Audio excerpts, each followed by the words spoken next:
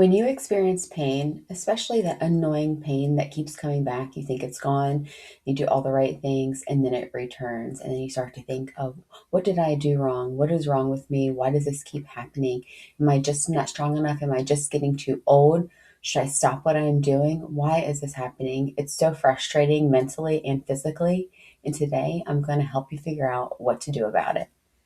I titled our webinar How to Become Pain Proof because it's not about just eliminating pain. Pain is going to come. Like, it's unreasonable to think that we will never experience pain. Kind of like weatherproofing your house. It's not like the storm's never going to come. You're preparing for that storm and it's not going to tear your house down. And what I want to help you with is to set you up for dealing with the mental and physical challenges that come along with pain, because again, it is probably going to happen at some point. And it doesn't mean that there's anything wrong. Sometimes there is, but most of the time, there isn't anything technically wrong or have like a serious injury. It's just something that you have to manage. And so, through that process of setting you up to be able to handle that, you will learn, the tools that you need to relieve pain in the moment. Like, that's really important. We want to get rid of the pain that we're experiencing right now, but also we want to create habits and create a lifestyle that minimizes like the future experience of pain. And most importantly, I really think this is the most important thing, is that despite the pain that you experience, it does not derail you from your long-term goals, because we can really get in our heads about what that pain means and kind of confuse it with the reality of what it is. And we don't want that to happen. We want to keep pushing forward. We don't want to push through pain and continue to hurt ourselves, but we want to push forward that discomfort of feeling the emotional and physical things that come with pain, so we are able to achieve those long-term goals that we have. Like I said, it's unreasonable to expect that you'll never experience pain. However, the intensity, the duration, and the frequency at which you experience pain can definitely lessen when you are focused more on a holistic approach. Like, we're all working out in the gym, so we can kind of check that box. But there are some other things that we need to be doing in order to really cultivate that lifestyle of pain-free life. So I wanted to share with you the 4 pillars of long-term pain relief. But before we do that, I want to share with you the top 3 causes of pain. And number 1, and this is not really in any order, but physical tension. This is kind of, an injury, tweaking something. Repetitive strain a lot of times is really where we get most of our pain from. And then our second one's inflammation. And this is not like acute inflammation, that you experience, say, like right after a workout or, cutting your finger or something. This is the chronic inflammation that lasts with you for a long time and does end up creating pain and some other, not so healthy, fun things in your body. And then the third one is stress. And this is really physical, that which goes along with the physical tension and inflammation. Those are both physical stresses on our body, but also the emotional and mental loads that we have. And through that, it's not like you're getting rid of stress, like we're going to experience stress, but when we are experiencing that stress, like, we tend to brace. We don't even realize it. Like, wherever it is that you experience pain, you might be holding that spot. Even if it's in your feet, you might notice that you like clench your toes and like make like claw your feet basically, just as a brace. Or you'll be in the car and you might feel your shoulders raising up, or when you're getting on a call, you can feel the shoulders raising up, or sometimes you're clenching your stomach, you're clenching your hip. It can be really in any area of the body, but you brace it as like a protective mechanism. And then also, when you are, experiencing more stress than you should, or not knowing how to manage the stress that you have, it makes you more sensitive to the pain. So your actual experience of pain is worse than the reality of what it is. And most of the time, really, it's all of these. Like, there's some sort of, physical tension, inflammation, or stress that's part of the experience that you have. And so the goal really is to lower the physical tension, lower the inflammation, and manage the stress. Like, ideally, yes, you want to get rid of stress, but the reality is we can't get rid of stress. Like, we can get rid of some of the stress, but we need to learn how to manage it better. And so that brings me into the 4 pillars of long-term pain relief. Like I said, we want to be able to handle and like the pain in the moment and relieve that. And that's why I've shared like self-massage videos. That's why you could come to me. That's for certain things that you can do to relieve the pain in the moment. But what we want to do also is set you up for the future and to be able to have, less and, less frequent, less intense experiences of pain. So the first pillar of long-term pain relief is mindful movement. And I know everyone has heard me say a lot that movement is medicine. But the key here is that you have to mind the dosage. And so some of us may need to pull back a little bit. Some of us need to push forward a little bit. Some need to tweak what we're doing, really talk to the trainers and modify before you quit. Really let your body and your pain be your guide to how you move your body. The key mindful is very important, and that is something that I can help you figure out as we navigate this. So our second pillar is nourishing nutrition. And this is satisfying your soul's desires with your body's needs. Because I do not care how freaking healthy something is. If it does not taste good and I don't like it, I don't want to eat it. And so this is not about clean eating. It is about fueling your body, fueling your workouts, having the proper, substrate and structure to build muscle, and having foods that are lessening the inflammation and helping us to maintain a healthy weight, because that will impact our experience of pain as well, just due to the extra physical tension on our joints and the inflammation that we experience. But it's not clean eating. And once you learn how to be more mindful actually with your eating, you will learn and paying attention to how things make you feel. You might naturally kind of steer away from some foods. But one of the things I really like to do too is taking the foods that you really like and how can we swap that and make it healthy and make it, nourishing for your actual body's needs. Our third pillar is realistic recovery. We hear about overtraining a lot. And so what I would want you to understand is that you are not overtraining. You're under recovering.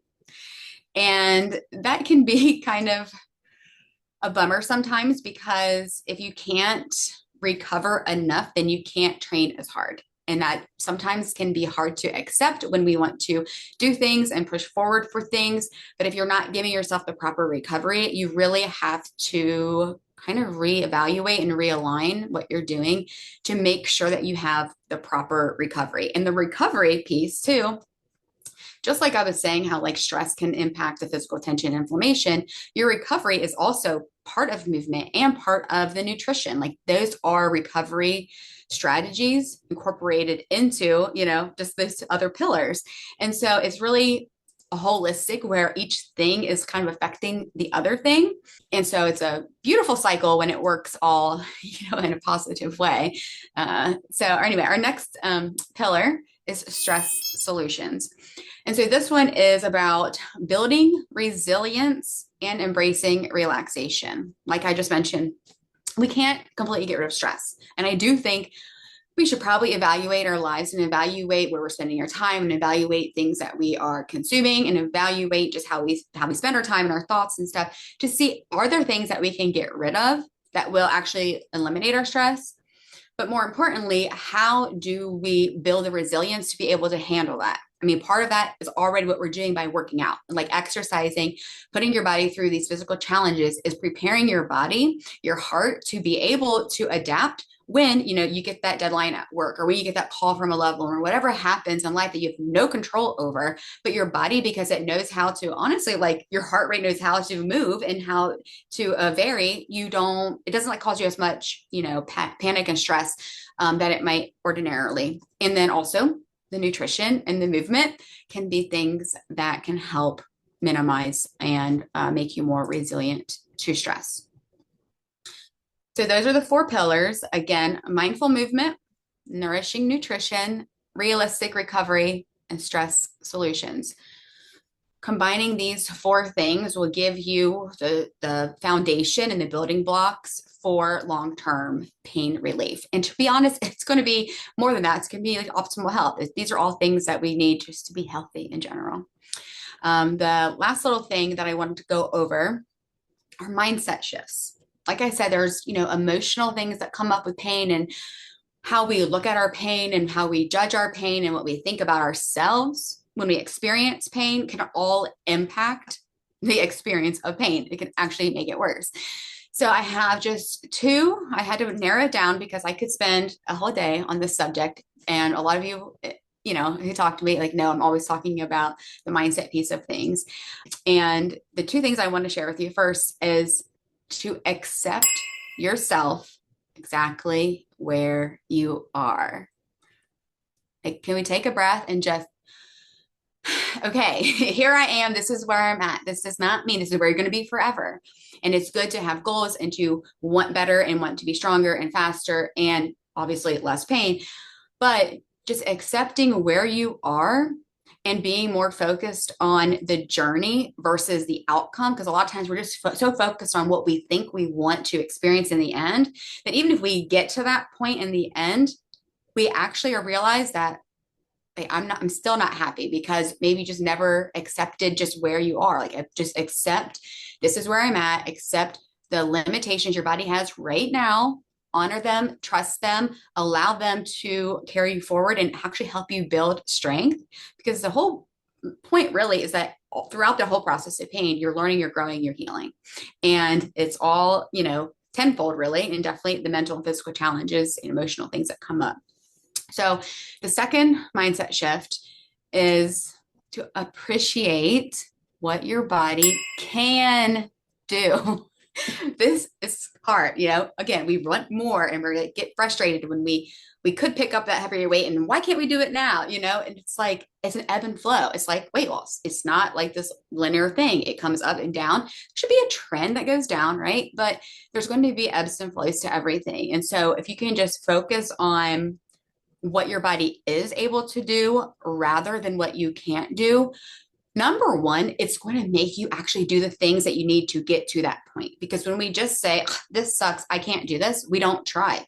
We stop working out, we skip, we, just say, screw it, we're not doing it, it's not worth it. And so we want to stop doing that. And we want to just appreciate. The more you appreciate, the more you focus on what you need to do to end up getting to that final, goal that you have. And so I want to tell you to stop fighting with your body. Stop fighting with it. Give it a hug. Love on your body. Focus on what it can do because it will get you where you want to go. You just got to give it some time.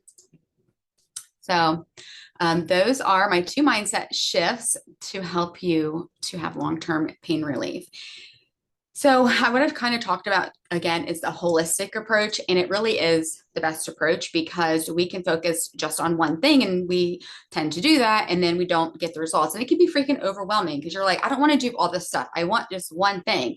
And it's just not reality. However, you don't have to be gung-ho, crazy, and perfect in like every single category. It's just being aware of the different ways in which pain presents in your body and different ways and things that can help it. If you do like a little bit in like each area, you're going to find that you get a lot of positive change from that. And if you are ready to finally break this annoying cycle of recurring pain, the pain that you do all the right things, it goes away, but it keeps coming back, making you feel like you're just getting old or you're not strong enough or you're doing something wrong, it is time to let that go and stop spending thousands of dollars from seeing specialist to specialist who's not giving you any answers, just giving you the runaround, finding nothing actually wrong with you.